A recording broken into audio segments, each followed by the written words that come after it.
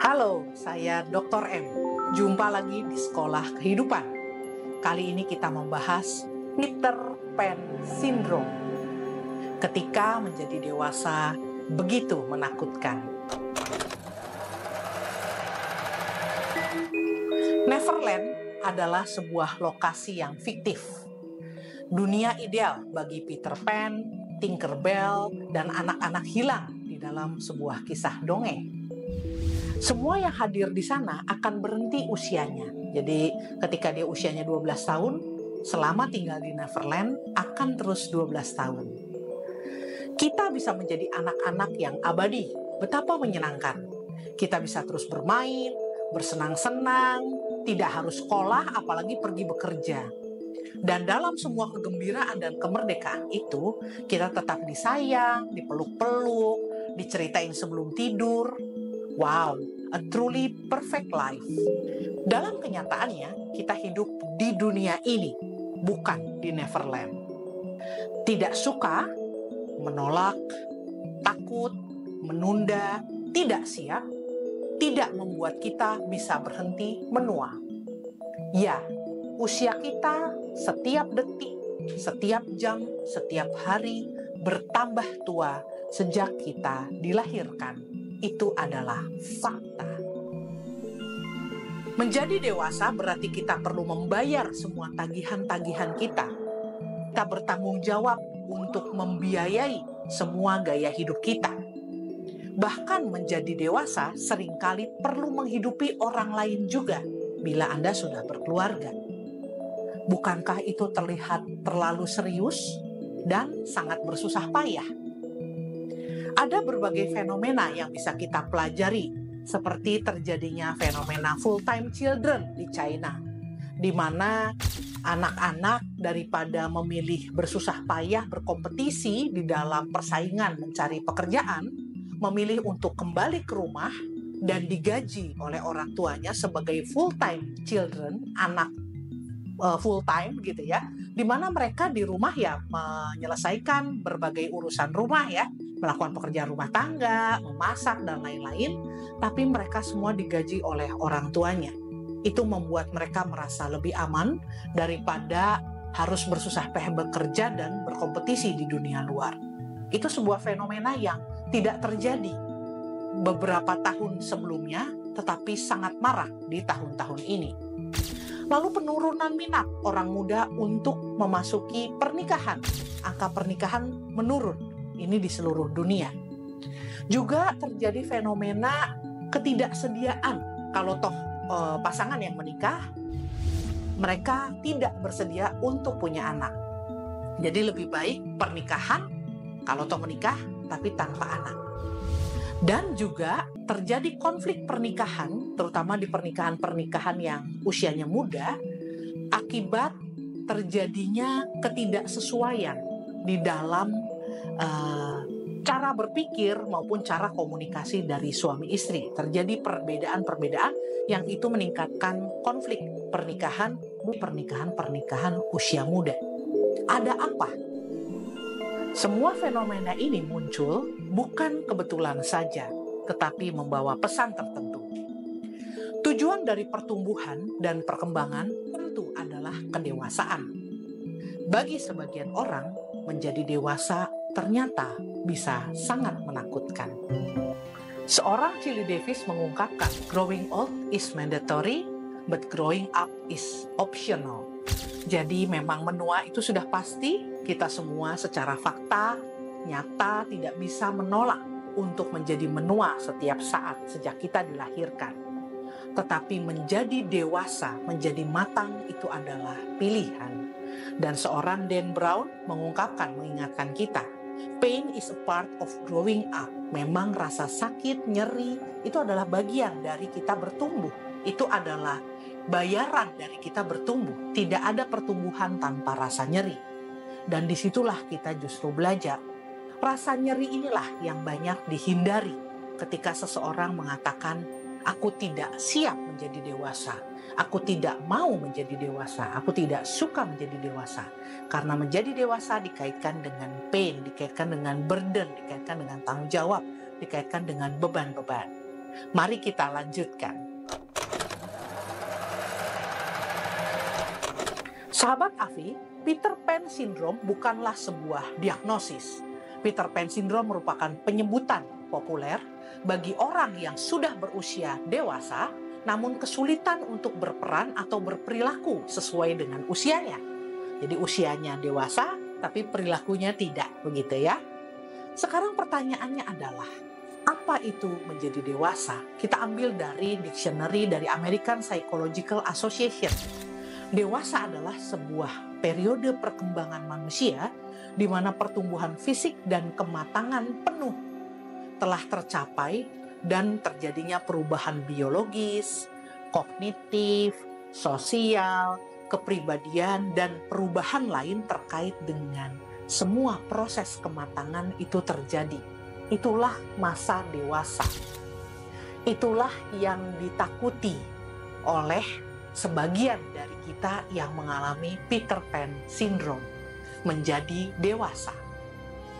Dan menjadi dewasa dikaitkan dengan kematangan. Semua yang diberikan kepada seseorang itu matang pada waktu usia dewasa. Cara berpikirnya, cara merasa gitu ya, kemampuannya itu betul-betul optimal ketika masa dewasa. Nah, apa itu kematangan? Itu pertanyaannya. Apa itu maturity? Maturity adalah keadaan pertumbuhan atau perkembangan yang telah lengkap. Artinya pencapaian kedewasaan itu sendiri. Nah, jadi di sini ada sebuah kesenjangan, sahabat, di mana ada tahapan kita dewasa dan dengan semua yang diberikan kepada manusia secara umum ya, secara normal, kita memiliki berbagai kemampuan yang akan bloom ketika kita dewasa, tetapi belumnya itu yang tadinya sebetulnya menjadi wow, asiknya menjadi dewasa. Wah, kalau udah jadi dewasa nanti aku bisa melakukan ini itu, aku bebas bisa begini begitu, aku bisa bepergian ke sini ke situ gitu. Tapi rupanya itu menjadi menakutkan, bukan itu yang kemudian dilihat. Seorang Jennifer Kearns, seorang psikolog klinis di California di tahun 2013 menulis, mengapa kita perlu tumbuh dewasa? Loh, kenapa itu pertanyaan kok ditanyain aneh banget ya, semua orang tumbuh dewasa? Iya, tapi kemudian untuk meyakinkan kalau ada orang-orang yang ragu, apa untungnya sih jadi dewasa? Enakan jadi anak kecil terus. Kan enak ya jadi anak kecil gitu ya, disayang-sayang, bisa bersenang-senang, bergembira begitu ya, tidak banyak tuntutan dan lain-lain. Salah satu yang dikatakan oleh Kearns adalah achievement. Masa dewasa adalah sebuah pencapaian yang ketika kita mencapai itu setelah melalui berangkai usaha tentu saja, gitu, kita akan semakin menghargai dan semakin menyukai diri kita sendiri. Untuk bisa mencapai tadi, kita tentu bekerja, kita tentu berusaha, bukan tiba-tiba, gitu ya. Artinya ada kerja keras, ada proses di sana. Dalam bekerja atau berusaha, seseorang melampaui dirinya sendiri, melampaui ketakutannya, melampaui aku nggak bisa, ternyata bisa. Aku ternyata tidak pernah melakukan itu, mungkin aku tidak tahu aku bisa atau tidak. Ternyata dia melakukan itu dan bisa mempelajari hal-hal baru dan mendorong kita lebih jauh lagi berjalan melangkah dari sebelum-sebelum. Tanpa disadari ketika kita menengok, wah, kita sudah melalui jalan yang panjang, luar biasa ya. Itu adalah sebuah accomplishment, sebuah pencapaian sekaligus ketuntasan yang menjadi hadiah tidak terkira bagi orang dewasa untuk kesediaannya bertumbuh dewasa. Sekarang, apa hambatan bertumbuh dewasa dengan rela dan patuh dan senang gitu ya? Apa hambatannya? Bukankah itu harusnya alami saja? Menarik, ada tokoh dalam sebuah novel karya Erika Burmeister, judulnya Joy for Beginners. Salah satu tokoh dalam novel tadi mengatakan, orang dewasa perlu bersenang-senang agar anak-anak mau tumbuh dewasa. Saya setuju, walaupun saya juga jadi sedih. Oh iya, apakah kita sebagai orang dewasa, sahabat, dan saya juga sebagai orang dewasa, kita menunjukkan terlalu banyak sisi buruk menjadi dewasa. Terlalu banyak sisi negatif menjadi dewasa. Sehingga anak-anak ataupun remaja yang melihat kita sebagai orang dewasa, mereka melihat hanya sisi-sisi tidak menyenangkan. Mereka tidak melihat sisi achievement, accomplishment, belajar, yang itu membuat masa dewasa begitu menyenangkan, begitu penuh. Itu yang pertama, ketika orang dewasa tidak bersenang-senang. Anak-anak takut menjadi dewasa. Yang kedua, kemungkinan penyebab dari ketidakrelaan menjadi dewasa. Yang kedua adalah overprotective parenting style. Parenting style yang overprotective, terlalu ngekep, melindungi anak-anaknya, itu sangat membuat orang menjadi khawatir. Karena ketika mereka dewasa, mereka perlu melalui semuanya sendiri. Mereka perlu otonom, mereka perlu terpisah dengan orang tua yang selama ini, meskipun seringkali mereka juga kesel-kesel sama orang tua, tetapi ya mereka merasa aman di dalam pengasuhan yang overprotective tadi.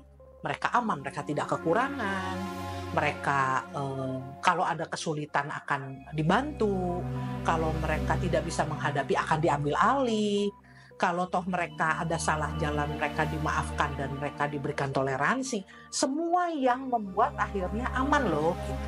Dan ketika mereka mau melepaskan itu semua, tentu insecure. Ini yang kedua, akibat dari overprotective parenting style. Dan yang ketiga, memang ini lagi dan lagi menjadi penyebab untuk berbagai hal, begitu ya. Tapi childhood trauma atau trauma masa kanak-kanak memang sangat mempengaruhi mengapa seseorang takut menjadi dewasa. Beberapa kasus, dan bukan beberapa tetapi cukup banyak kasus, di mana kekhawatiran untuk menjalin komitmen seumur hidup seperti pernikahan, relasi yang sifatnya seumur hidup, itu menjadi begitu menakutkan pada orang-orang yang melihat atau punya pengalaman di masa kanak-kanaknya, melihat, menyaksikan orang tua yang terlalu sering bertengkar atau berkonflik, apalagi ada kekerasan di dalam rumah tangga. Itu membuat mereka takut menjadi dewasa, takut ketika menjadi dewasa perlu untuk memasuki atau membangun keluarga. Itu begitu menakutkan. Jadi yang ketiga adalah adanya childhood trauma. Kalau menjadi dewasa dirasakan oleh kita semua begitu alami, dengan semua tugas dan tantangannya tentu saja, dan sangat rewarding tapinya bagi kita, apa yang kita perlihatkan kepada orang muda sehingga sebagian dari mereka takut untuk menjadi dewasa. Mari kita refleksikan itu, karena kita berangkat dari diri kita sendiri, seperti apa perasaan dari anak-anak muda, anak-anak dan remaja kita melihat kita sebagai orang dewasa. Kita menampilkannya seperti apa? Itu mawas diri kita yang pertama. Yang kedua, bagi Anda generasi muda, bagi anak-anak, para remaja, hai. Apa yang Anda rasakan membayangkan ketika Anda bertumbuh dewasa, ketika Anda nanti sudah matang, berfungsi secara penuh di dalam kehidupan? Apa yang Anda bayangkan? Sesuatu yang menyenangkan, seru, challenging, Anda ingin merasakannya, seru banget, atau sesuatu yang takut, ngeri, kayaknya aku nggak bisa? Apa yang Anda rasakan? Sahabat, Anda dapat menghayati, merefleksikan, dan mencoba menemukan jawaban dari pertanyaan refleksi yang tadi diberikan. Anda dapat menggunakan kolom komentar di bawah, atau Anda dapat men-sharingkan secara personal melalui email @familia.indonesia@gmail.com. Saya yang akan membacanya. So, mari action. Bagi kita orang dewasa, mari bersenang-senang. Berhenti mengeluh dan sharingkan mengapa menjadi dewasa sangat menyenangkan. Membuat kita menghargai diri kita sendiri dan mendapatkan sense of accomplishment. Sebuah pencapaian sekaligus rasa ketuntasan. Mari bagikan hal-hal baik tentang menjadi dewasa. Dan bagi Anda generasi muda, anak-anak dan remaja, mari kembangkan personal insight. banyak membaca, banyak belajar, banyak bertanya gitu ya, dan melihat di sekitar Anda bukan hanya contoh-contoh negatif, tapi juga contoh-contoh positif dari menjadi dewasa. Yang kedua, berlatih untuk memikul tanggung jawab, bertahap, satu-satu saja gitu ya. Anda yang sedang berkuliah, mari selesaikan dengan baik. Anda yang sedang studi dengan baik sampai tuntas. Anda yang sudah mulai bekerja, mari bekerja dengan sukacita. Rasakan, memikul tanggung jawab satu persatu, tahap per tahap. Sedikit demi sedikit bisa menjadi kapasitas kita semakin besar dalam menanggung. Dan yang ketiga, bila dibutuhkan, Anda bisa berkonsultasi, baik ke konselor ataupun ke psikolog. Berkonsultasilah dengan profesional untuk melihat kemungkinan bahwa Anda mungkin mengalami childhood trauma yang menghambat Anda untuk menjadi pribadi yang matang. Jangan ragu untuk berkonsultasi bila itu dibutuhkan. Selamat mencintai dan selamat berkarya. Sampai jumpa di sekolah kehidupan berikutnya.